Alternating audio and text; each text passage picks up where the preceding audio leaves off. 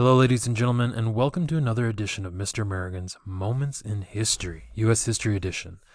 Today, we're going to get into these group of presidents, and primarily we're going to focus on Teddy Roosevelt and President Taft, on how they are considered progressive presidents and how they pushed for more of a progressive idea during this time period of the progressive era.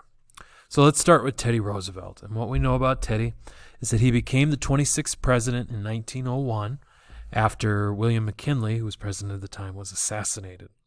And he is going to get a term of his own a little bit later in his presidency in 1904. But we're going to be able to identify why Teddy Roosevelt and William Howard Taft are known as our progressive presidents. We will mention at the end Woodrow Wilson. It's kind of the end of this, but he is kind of a different kind, and we'll talk more about Woodrow Wilson when we discuss World War I. So what makes Teddy, for example, a progressive president? Well, in contrast to McKinley, Roosevelt really agreed to this idea that the United States needed to change, and he was a big believer in progressive reforms.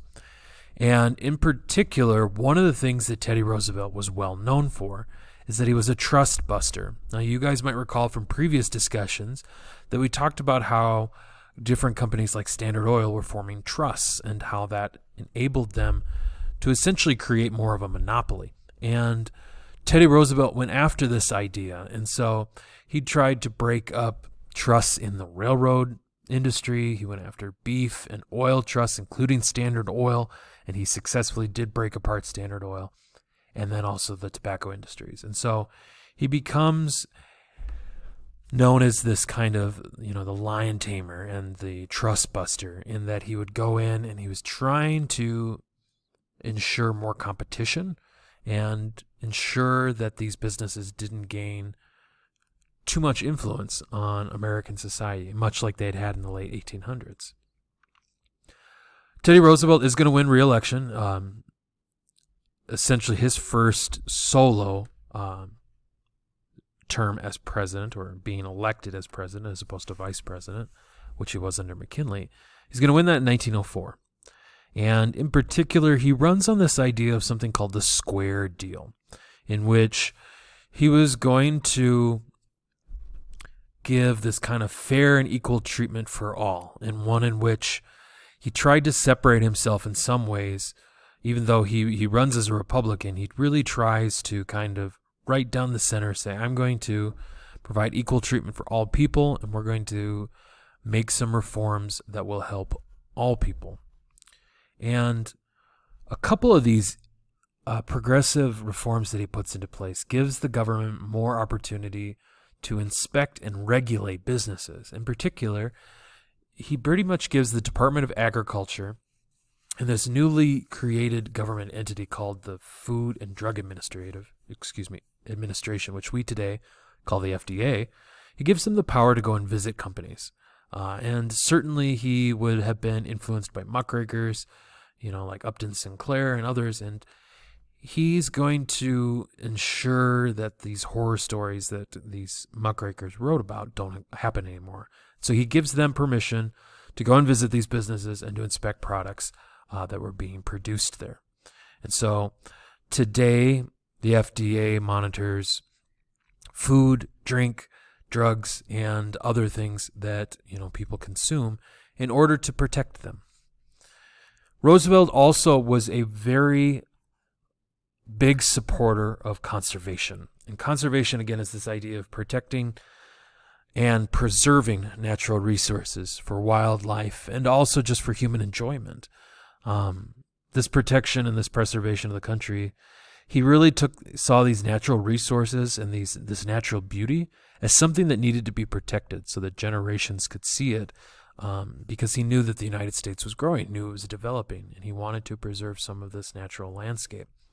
And so started setting aside, American lands for a variety of different things, including parks and preserves, as well as monuments, in order to protect birds and wildlife and millions of acres of American land. And when you break that down, there's four federal game preserves that were created under Teddy Roosevelt, 5 new national parks, including our first one of Yellowstone, 8 national monuments. There's 51 federal bird reserves, as well as 150 national forests during his presidency. And so whether it's in 1905, the National Forest Service, or in 1916, the National Park Service Act being created, and, certainly in 1934, the Historical Sites Act, which protected more and more sites and added them to the national park system, to even the National Marine Sanctuary Act in 1972. We've seen the growth of our national park system in the United States exponentially grow between about 1900 and 2000. You guys can see that here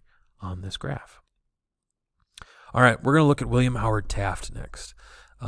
Taft is a great example of one of our presidents who probably didn't really want to be president, but after he's president, he becomes a member of the Supreme Court. In fact, he becomes Chief Justice, which is really the job that he wanted to have. He wanted to be a judge.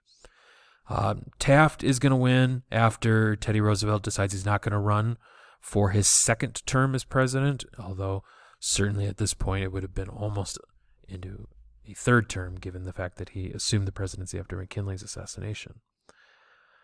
Now, Taft is a big supporter of this idea of the 16th Amendment, which essentially gave Congress the opportunity to tax citizens' incomes to collect money for the federal government.